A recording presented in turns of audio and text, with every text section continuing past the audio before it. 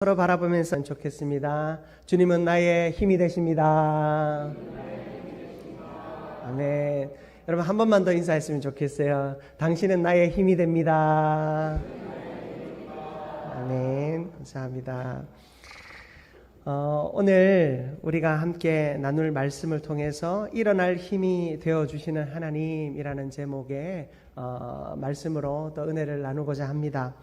여러분 선택장애 혹은 결정장애라는 말 들어보신 적 있으세요? 저도 참 이 결정장애가 가끔 올 때가 있습니다. 언제 이 장애가 오냐면 뭐 먹을래요? 라고 물어보면 이 먹는 거 앞에서는 참 이 결정장애가 심하게 오는 것 같습니다.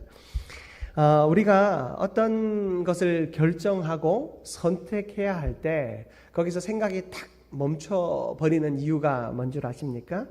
최고의 결정, 최고의 선택이 따로 있다라고 생각하기 때문입니다. 내가 지금 결정하는 것이, 내가 선택하는 것이 최고의 선택이 아니고 최고의 결정이 아니다라는 생각을 하게 되면 아무것도 결정하지 못합니다.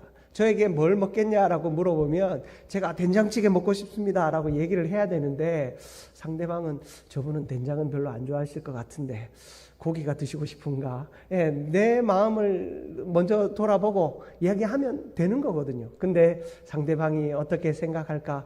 내가 너무 비싼 거 얘기하면 또 그것도 기분이 그러실까? 이런저런 생각이 많아서 대답을 못하게 될 때가 간혹 있는 것 같습니다. 이 얘기를 하면 다음에 저한테 물어보시고는 또 이런 생각 하실까 봐 제가 좀 걱정이 됩니다만은 우리가 결정에 있어서 사실은 방황하고 힘들어하는 이유가 뭐냐면 최고의 결정이 따로 있을 것이다 라는 사실은 착각 때문입니다.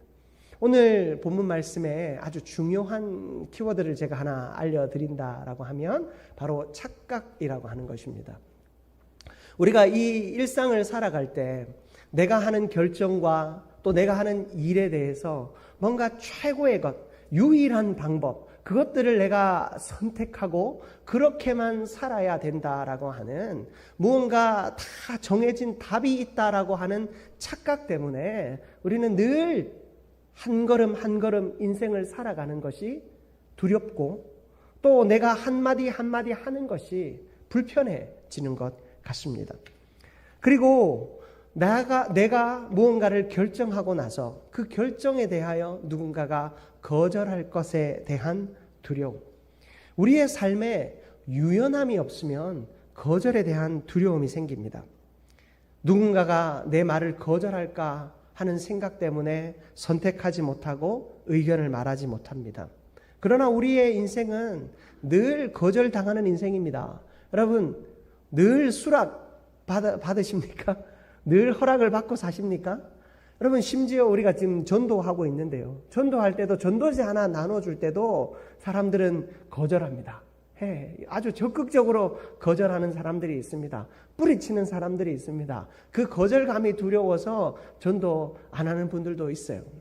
어떤 분들은 담대하게 예수님만이 구원이십니다. 예수 믿고 구원 얻으십시오 라고 말하는 사람이 있는가 하면 어떤 이는 조심스럽게 사탕 하나 드실래요? 하고 그렇게 전해주는 사람도 있습니다. 그러나 여러분 우리는 매 순간 우리 인생에서 수많은 시간을 거절당하며 살고 몇 번의 허락을 통해서 우리가 지금 이 자리까지 와 있는 것입니다. 여러분 젊은 분들 연애하실 때 누군가가 마음에 들어서 좋아합니다 라고 얘기했을 때 처음부터 수락을 받고 결혼하신 분도 있을지도 모르겠지만 대체로 여러 사람에게 거절당하다가 허락해주는 한 사람과 만나서 이렇게 사는 분들도 있으시잖아요. 내가 어떤 학교에 지원할 때 또 회사에 지원할 때도 수많은 회사들이 또 수많은 사람들이 나를 거절했지만 한 회사가 나를 선택해 주므로 내가 거기에 충성하고 살아가고 있는 것 아니겠습니까? 여러분 우리는 수많은 거절을 당하며 삽니다. 그런데 왜 거절만큼은 이 거절에 대하여 유연한 마음이 없습니까? 우리는 이 거절에 대해서도 유연함이 있어야 합니다. 상대방이 나를 거절할 때는 내가 미워서 거절하는 것이 아니죠. 여러분, 맞지 않기 때문에 거절할 수 있는 것입니다. 상대방이 나를 무시한다, 상대방이 나를 탐탁지 않아 한다, 뭔가 다른 숨은 이유가 있을 것이다 라고 하는 무엇 때문에요? 착각 때문에 우리는 늘 두려움에 사로잡혀 사는 것 같습니다. 시편 73편 2절에서 3절까지의 말씀인데요. 여러분, 아삽의 시입니다. 우리 화면을 보면서 시편 73편 2절과 3절을 같이 한번 봉독했으면 좋겠습니다. 함께 봉독합니다. 나는 거의 넘어질 뻔하였고 나의 걸음이 미끄러질 뻔하였으니 이는 내가 악인의 형통함을 보고 오만한 자를 질투하였음이로다. 아멘. 여러분, 저는 이 말씀을 아주 깊이 묵상하기를 좋아합니다. 왜냐하면 여러분, 이 아삽이라고 하는 사람이 이 시를 가지고 노래를 할 때 악인의 형통을 보고 자기가 참 힘들었다라고 이야기합니다. 그런데 이 악인의 형통 때문에 자기가 넘어진 것도 아니고 미끄러진 것도 아닙니다. 2절 말씀을 보니까 나는 거의 넘어질 뻔하였고 나의 걸음이 미끄러질 뻔하였다라고 이야기하고 있습니다. 내가 넘어진 것도 아니고 미끄러진 것도 아닙니다.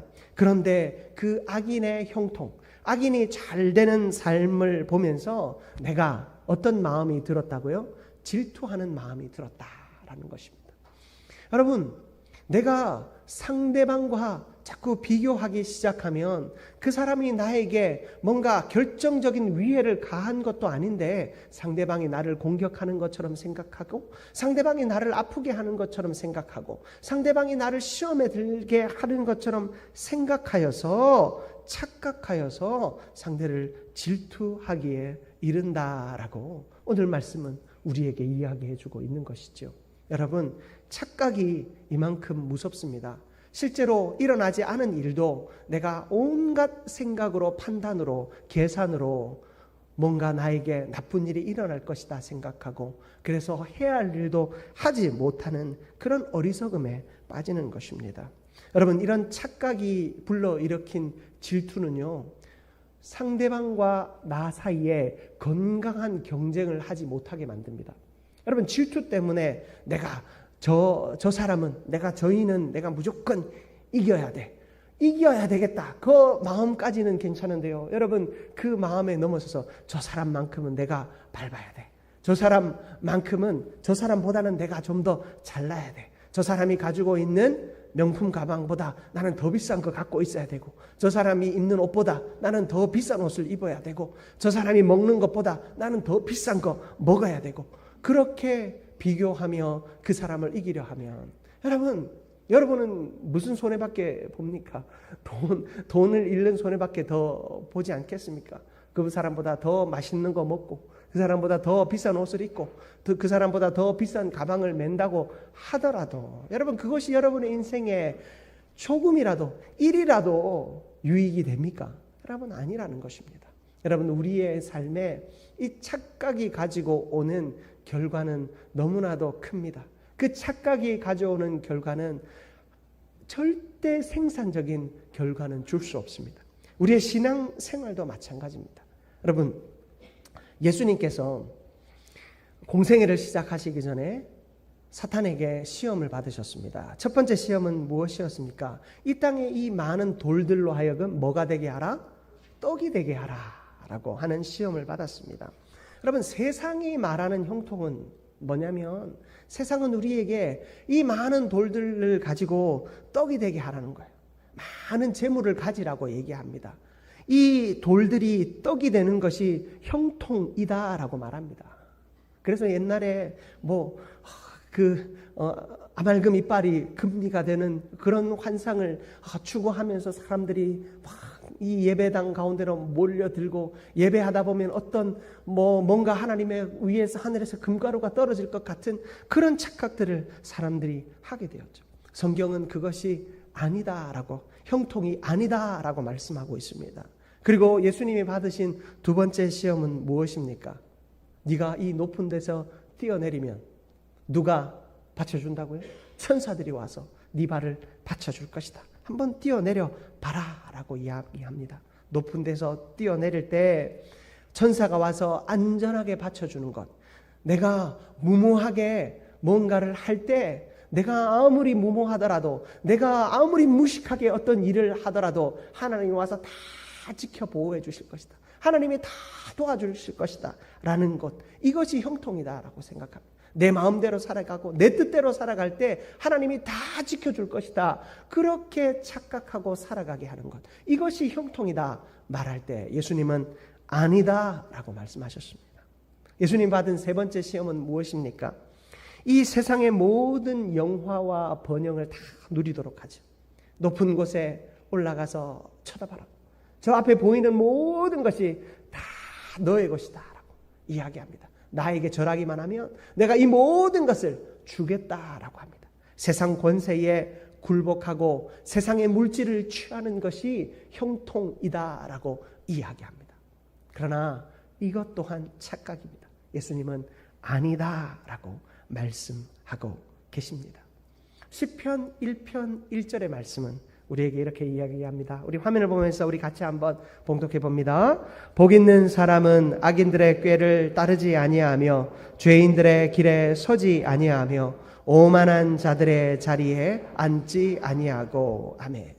여러분, 진짜 형통은요, 세상의 지혜, 세상의 꾀를 따르지 않는 것입니다. 세상의 편법을 따르지 않는 것입니다. 죄인들의 길에 서지 않는다는 것, 죄인들의 자리에 줄 서지 않는 겁니다. 죄인들에게 줄대지 않는 것입니다. 세상 권세에 줄대지 않는 것입니다. 그리고 오만한 자들의 자리에 앉지 않는다. 내가 대접받기 위한 자리에 앉지 않는 것을 말하고 있습니다. 여러분, 세상은요, 우리가 마치 넘어진 것처럼 착각하게 만듭니다. 우리는 이 땅에서 넘어져 쓰러져서 일어날 힘이 없는 것처럼 착각하게 만듭니다. 예수 그리스도를 나의 구주 나의 하나님으로 영접한 자는 세상 권세가 아니라 하나님의 권세, 예수의 권세, 천국의 권세에 붙들린 바 된 사람들입니다. 그렇다면 우리는 세상에서 넘어져서 쓰러져서 일어날 힘이 없는 존재가 사실 아니다라는 것입니다. 그런데 우리는 거기에 착각에 빠져서 우리는 세상에 굴복했고 세상에 이미 졌고 세상과 싸움에 이미 싸울 수 없는 존재라고 착각하고 있는 것입니다. 우리는 아픈 사람이 아닌데 아픈 사람으로 착각하고 나는 병든 사람이 아닌데 병상에 누워서 아이고 죽네 하고 있다라는 것입니다. 여러분, 악인의 형통을 보고 그 악인의 형통과 나의 삶을 비교하면 나는 늘 넘어져 있는 사람 같고 쓰러져 있는 사람 같고 안 되는 인생 같아 보입니다. 여러분, 이것이 말씀은 우리를 향해 착각이다라고 이야기하고 있습니다. 여러분, 우리는 죄가 우리를 날마다 넘어뜨리려 하고 사탄이 우리를 넘어뜨리기 위해서 이 문 앞에서 호시탐탐 우리를 노리고 있지만 우리가 넘어질 뻔하기는 하여도 쓰러질 뻔하기는 하여도 우리는 넘어져 있는 자가 아니고 쓰러져 있는 자가 아님을 믿으시기를 축복합니다. 여러분, 그러므로 우리는 이 착각에서 벗어나야 합니다. 오늘 말씀의 제목이 뭐죠? 일어날 힘이 되어주시는 하나님. 여러분, 하나님은요, 우리가 이 착각에서 벗어나기를 원하세요. 하나님이 우리에게 일어날 힘이 되어주시는데 그 일어날 힘이 되어주시는 하나님을 우리는 언제 만날 수 있는가? 첫 번째는 자신을 돌아보는 자리에서 그 하나님을 만날 수 있습니다. 여러분, 본문 오늘 4절 말씀입니다. 4절 말씀 우리 같이 한번 봉독해 보겠습니다. 4절 말씀입니다. 내가 말하기를 여호와여 내게 은혜를 베푸소서. 내가 주께 범죄하였사오니 나를 고치소서 하였나이다. 아멘. 여러분, 이 사람이 지금 어떻게 얘기합니까? 하나님, 나는 범죄하였습니다. 하나님, 나는 죄를 지었습니다. 나를 고쳐 주옵소서. 이 사람은요, 하나님 앞에 엎드려 있습니다. 여러분, 우리는요, 어떨 때 하나님의 일어날 힘과 도우시는 힘을 맛보게 되냐면 그냥 벌러덩 누워서 나는 졌다, 나는 못한다, 나는 아무것도 할 수 없다, 나에게 소망이 없다, 그렇게 벌러덩 누워있을 때 하나님이 일으키시는 그 도우심의 순간을 맛보는 것이 아니라 엎드려 있을 때, 하나님 앞에 엎드려 있을 때, 여러분 엎드려 있는 것, 무릎 꿇고 하나님 앞에 납작 엎드려 있는 것. 엘리야가 하나님 앞에 기도할 때 어떻게 기도합니까? 무릎과 무릎 사이에 머리가 들어갈 만큼 하나님 앞에 간절함으로 엎드려 부르짖었잖아요. 여러분 그런 부르짖음 가운데 있을 때 발라당 누워 있는 것이나 납작 엎드려 있는 것이나 누워 있는 것은 누워 있는 것이지만 어떨 때 하나님을 만난다? 우리가 엎드려 우리의 죄를 돌아보고 우리의 약함을 하나님 앞에 아뢰는 그 순간 일어나는 힘을 우리는 맛보게 되는 것입니다. 여러분 우리는 넘어져 있는 사람이 아닙니다. 우리는 엎드려 있는 사람이 되어야 될 줄 믿습니다. 여러분 이 다윗은요, 오늘 시편 41편은 다윗의 시예요. 다윗은 얼마나 많은 시련과 고난을 당하였습니까? 얼마나 많은 괴로움을 그 인생 가운데 당하였습니까? 그러나 그는 그 인생 속에 발라당 넘어져 있지 않았습니다. 여러분 다 대자로 누워서 하나님 나 못하겠습니다 하고 엎드려 있지 않았습니다. 그는 하나님 앞에 무릎을 꿇고 납작 엎드려 있었습니다. 그곳에서 하나님을 향하여 부르짖었습니다. 그리고 하나님 나는 죄인입니다. 나는 연약합니다. 그러므로 하나님 나를 도와주시고 나를 이끌어 주옵소서. 여러분 자신의 죄를 돌아보고 하나님 앞에 엎드리는 자에게 하나님은 일어날 힘을 주시는 줄 믿습니다. 내가 넘어져 있다라고 하는 착각에서 벗어나게 하여 주실 줄 믿습니다.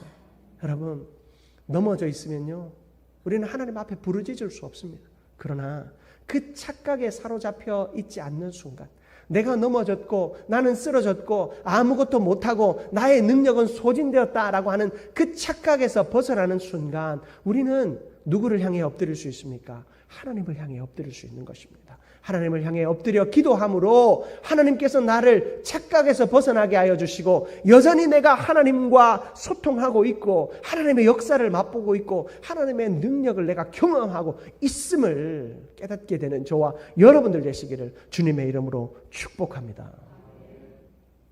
그리고 우리가 이 일어날 힘이 되어주시는 주님을 만나는 두 번째 자리는, 두 번째 은혜의 자리는 바로 뭐냐면 하나님은 우리에게 버티고 있을 때 우리를 만나 주신대요.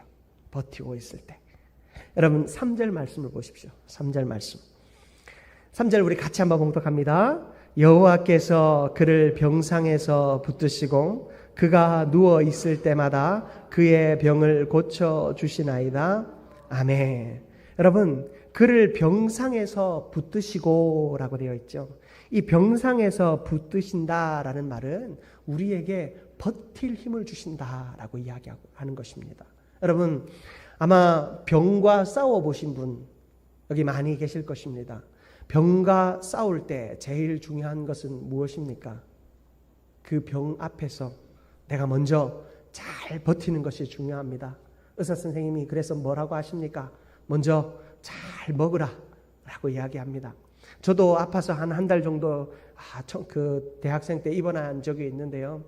어떤 병원에서는요. 이것도 먹지 말고 저것도 먹지 말고 이것도 하지 말고 저것도 하지 말라고 하시더라고요.